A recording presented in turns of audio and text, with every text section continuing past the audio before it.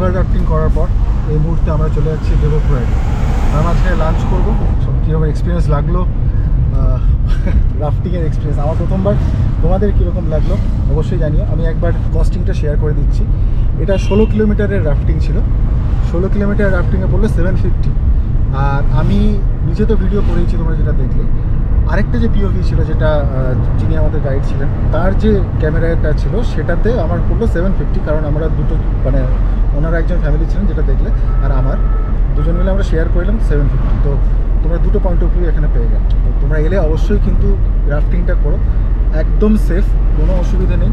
ওখানে কেউ যদি পড়ে যায় সেটা কীভাবে উঠতে হবে সব কিছু ওনারা ডিটেলসে বলে দেন। কায়াকে করে একজন থাকেন যিনি রেস্কিউ করার জন্য সবসময় থাকেন। তো ভীষণ সেফ, আমার তো কোনো অসুবিধা হয়নি কিছুতে। এবং যে ফ্যামিলি আমাদের সাথে ছিল ওনারাও সবাই সুইমিং জানতেন না, তো সুইমিং জানতেই হবে এমন কোনো কথা নেই। ভীষণ সেফলি আমরা করেছি, ভীষণ মজা করে করেছি, তোমরা দেখতেই পেলে। তো অবশ্যই ঋষিকেশ এলে রাফটিংটা কিন্তু করে দেখো, চেষ্টা করতে জিতে জলকে আগে জিতে।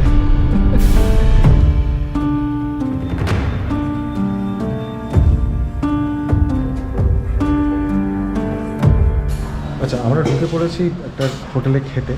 তো আমি কী কী নিয়েছি খাবার একবার দেখে নিচ্ছি। এখানে আছে রুটি, আচার, ডাল, এটা দই দিয়ে তৈরি একটা কারি বললো এটাকে, আর এটা হচ্ছে ফুলকপির তরকারি।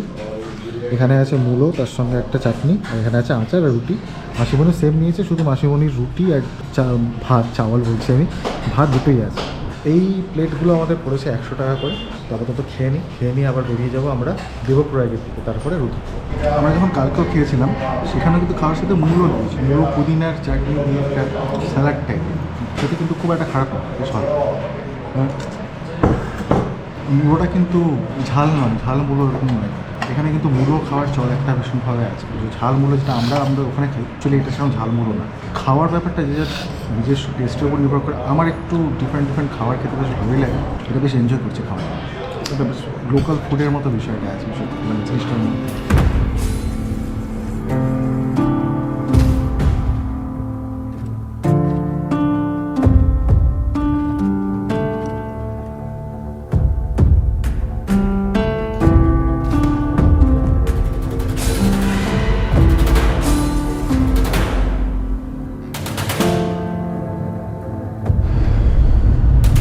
ব্লগ থেকে শিফট হয়ে এই নর্মাল ট্রাভেল ব্লগ, এটা আমার কাছে একটু কঠিনই হচ্ছে বিষয়টা। কারণ মোটো ব্লগ হলে যেরকমভাবে আমি এখন অভ্যস্ত হয়ে গেছি, এবারে এই টাইপের ট্রাভেল ব্লগে আমি হচ্ছি আস্তে আস্তে অভ্যস্ত। সব রকমই করে রাখা ভালো, বুঝে রাখা ভালো, জেনে রাখা ভালো। এবার চলে যাবো দেবপ্রয়াগের দিকে। এখান থেকে 1 ঘন্টা জার্নি দেবপ্রয়াগ। চলো, ততক্ষণ তোমরা পাহাড়ের সুন্দর ভিউ নিতে থাকো আর দেখতে থাকো হেপি হিপো দেখা পাল।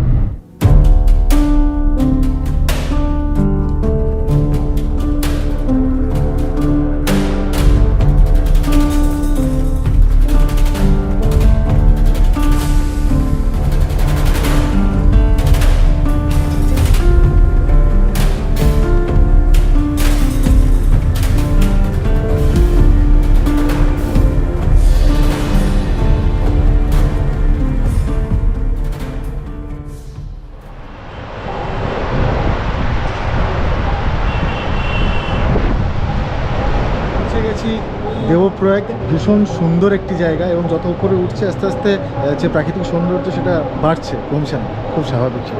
দেবপ্রয়াগের বিশেষত্ব হলো এখানে রামচন্দ্র এসে দশরথের জন্য পিণ্ডদান করেছিলেন। এখানে অলকানন্দা এবং ভাগীরথী নদীর সঙ্গমস্থান দেবপ্রয়াগ। চলো দেখে নিই।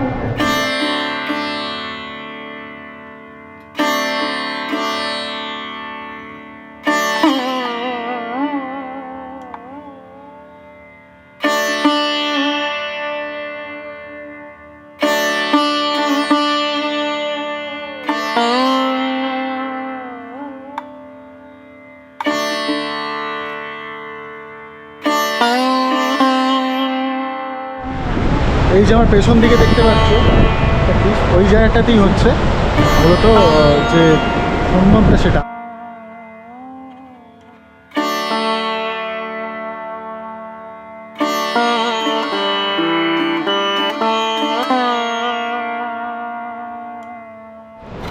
এখানে দাঁড়িয়ে তোমাদের সাথে একটু শেয়ার করে নিই। মূলত দুটো নদীর সঙ্গমস্থল বলা হয়, কিন্তু আরেকটি নদীও আছে, সেটি বলছি।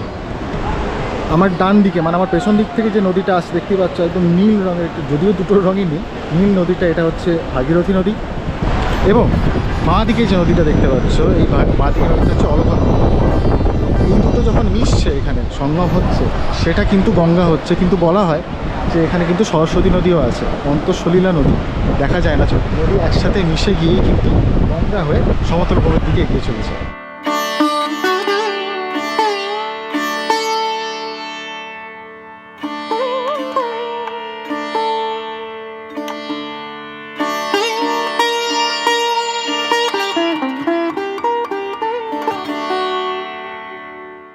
ডান দিকে যে নদীটা, এটা হচ্ছে ভাগীরথী।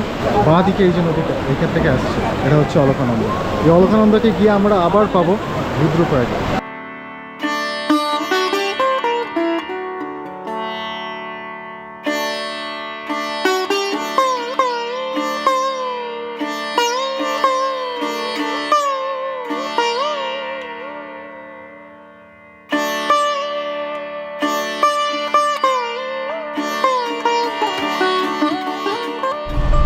এই দেবপ্রয়াগের বিষয়ে একটা গুরুত্বপূর্ণ জিনিস তোমাদের সাথে শেয়ার করি। দেবপ্রয়াগকে বলা হয় সব প্রয়াগের শেষ, অন্তিম প্রয়াগ হচ্ছে দেবপ্রয়াগ। এরপরে দেবপ্রয়াগ থেকে আমরা বেরিয়ে যাব ধারী দেবীর মন্দির। শ্রীনগর থেকে একটু ছাড়িয়ে প্রায় 5-10 কিলোমিটার পরে হচ্ছে ধারী দেবীর মন্দির। ধারী দেবীর মন্দিরের পরে আমাদের শেষ আজকের গন্তব্য হচ্ছে রুদ্রপ্রয়াগ। রুদ্রপ্রয়াগ এখান থেকে মোটামুটি অ্যাপ্রক্সিমেট 50 কিলোমিটার হবে।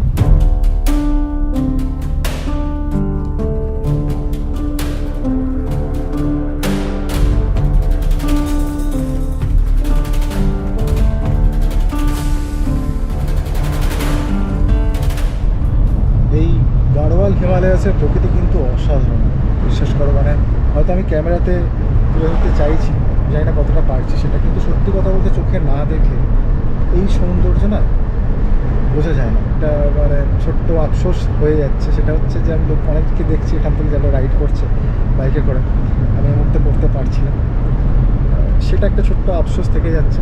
হয়তো কোনো একটা জায়গায় কি আমি বাইকে গেলে যেভাবে প্রকৃতির সাথে মিশে থাকতে পারি, এখানে হয়তো অতটাও পারছি না। এটা একটা ছোট্ট আমার দুঃখ থাকছে, এই মুহূর্তে আফসোস বলতে হবে, দুঃখ ঠিক না, আফসোস থেকে যাচ্ছে। তো তোমরা যদি চাও আমি আবার আসবো, এর পরের বার আমি বাইকে আসবো, আরও এক্সপ্লোর করবো, আরও কঠিন জায়গা এক্সপ্লোর করবো। এটা অনেক সোজা আমার কাছে, আরও কঠিন কঠিন জায়গা এক্সপ্লোর করবো। এবং সেটা শুধু চাইলেই কিন্তু হবে না, তোমাদেরকে যেটা করতে হবে সেটা হচ্ছে সাবস্ক্রাইব করতে হবে, লাইক করতে হবে, কমেন্ট করতে হবে, শেয়ার করতে হবে বন্ধুদের সাথে। এবং আরও কী কী দেখতে চাও সেগুলো আমাকে কমেন্ট করে জানাতে হবে প্রত্যেকটা। আর যারা যারা প্রথমবার দেখছো প্লিজ, আমি দেখি প্রায় মানে 70% লোকজন যারা দেখে আমার নন সাবস্ক্রাইবাররাই দেখে। সাবস্ক্রাইবাররা যারা দেখে, নন সাবস্ক্রাইবার পর 70% লোকজন দেখে। তো তারা প্লিজ একটু সাবস্ক্রাইব করো। এবার সাবস্ক্রাইব করলে আমি আরও এগিয়ে যাওয়ার রসদ পাই তোমাদের সাবস্ক্রিপশন থেকে, তোমাদের কমেন্ট থেকে।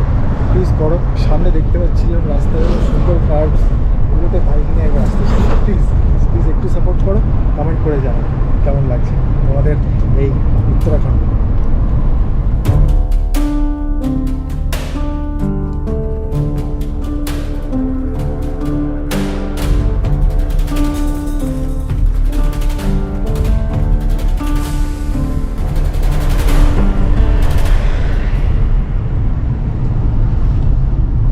এই মুহূর্তে আমরা পৌঁছে গেছি শ্রীনগর। না, ভুল করো না, এটা ওই শ্রীনগর না, কাশ্মীরের শ্রীনগর না, এটা উত্তরাখণ্ডের শ্রীনগর।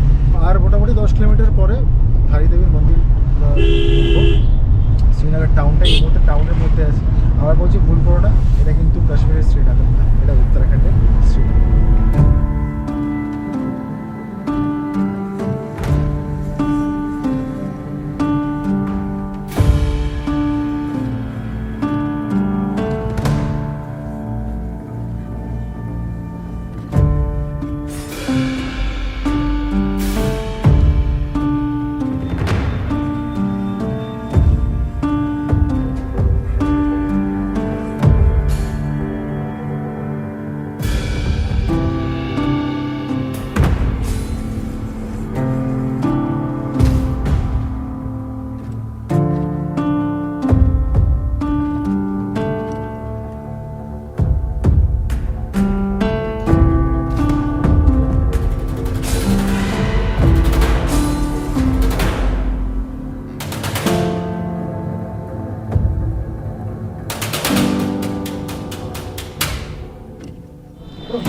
আমরা পৌঁছে গেছি ত্রিদেবী মন্দিরে। এখন এখান থেকে বেশ কিছুটা নামতে হবে নিচের দিকে, কারণ মন্দিরটা ওই নিচে দেখতে পাচ্ছ, এইদিকে নিচের দিকে মন্দির, মানে ছোট ছোট অনেক মন্দির আছে, এটা একটা। তো আমরা নিচের দিকে যাচ্ছি এখন। এই মুহূর্তে নিচে একটা ব্রিজ দেখতে পাচ্ছি সুন্দর। আমি হয়তো মন্দিরের ভেতরে ঢুকবো না।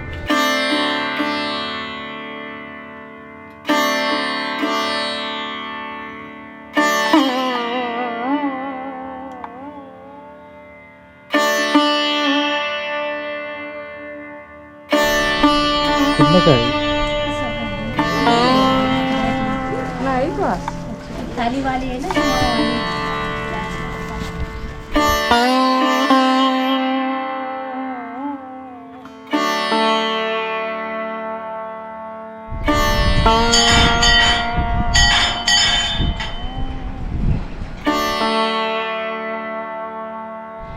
তো এই মুহূর্তে আছি ত্রিদেবী মন্দিরের একদম মন্দিরের সামনে। আমি ভেতরে ঢুকিনি, যেটা হয় সবসময় আমি ঢুকি না কখনো মন্দিরে। সেটা কারণ তোমরা সবাই জানো, আমি প্রকৃতির মধ্যে ঈশ্বরকে সবসময় খুঁজে বেড়াই। জানি না কেন আমার মন থেকে সায় দেয় না, তাই জন্য আমি ঢুকি না ভেতরে। মাসিমণি গেছে ভেতরে দেখে আসতে, কিন্তু এই জন্য ভেতরে তোমাদের দেখাতে পারলাম না। আমি খুব তার জন্য ক্ষমা প্রার্থী।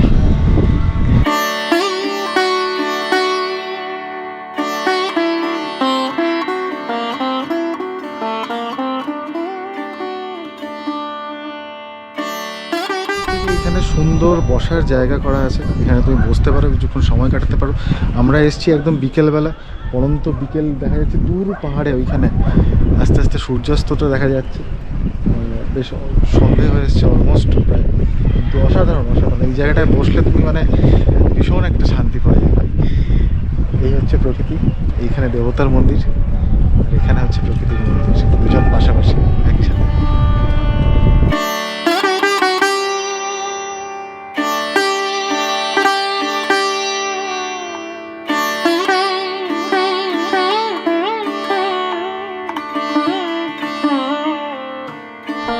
বন্ধু সবসময় পাওয়া যায় বলেছি সব জায়গায়, এই যে আরেকজন বন্ধু। জয় পশুপতি। চলো বাবু।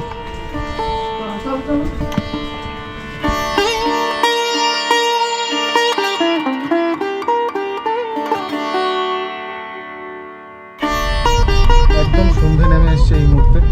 আমরা বেরোলাম ত্রিদেবীর মন্দির থেকে, এবং দেখতেই পেলে আমার বন্ধু ছিল ওখানে। দুজনের একটু সেবা করলাম, বিস্কুট খাওয়ালাম ওদেরকে।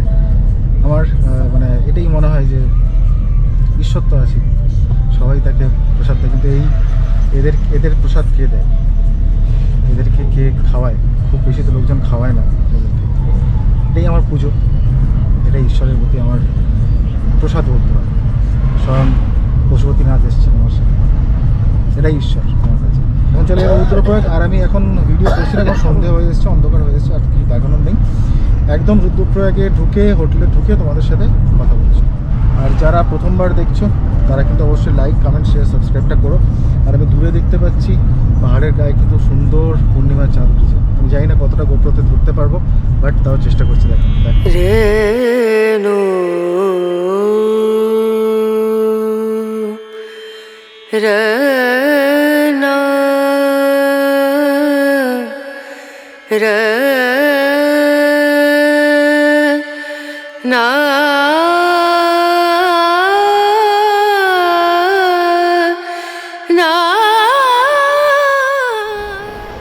তো আমরা ফাইনালি পৌঁছে গেছি রুদ্রপ্রয়াগ, এবং রুদ্রপ্রয়াগে এসে আমরা হোটেল পেয়ে গেছি। আমাদের রুম নাম্বার 104, হোটেল নাম হচ্ছে হোটেল তুলসী। তো আমি জাস্ট ছোট্ট করে রুমের একটা ওভারভিউ দিয়ে দিই। দারুণ সুন্দর একটা রুম, এবং সবচেয়ে গুরুত্বপূর্ণ জিনিস হচ্ছে এখানে একটা ব্যালকনি আছে, যে ব্যালকনি থেকে ভিউ আছে। আমি যখন আসছিলাম তখন বাবুদা বললো, ওরা বলেছে একটা ভিউ রুম দেবে, মানে বুঝতে পারিনি কি ভিউ রুম মানে বলতে কি বোঝাতে চেয়েছে।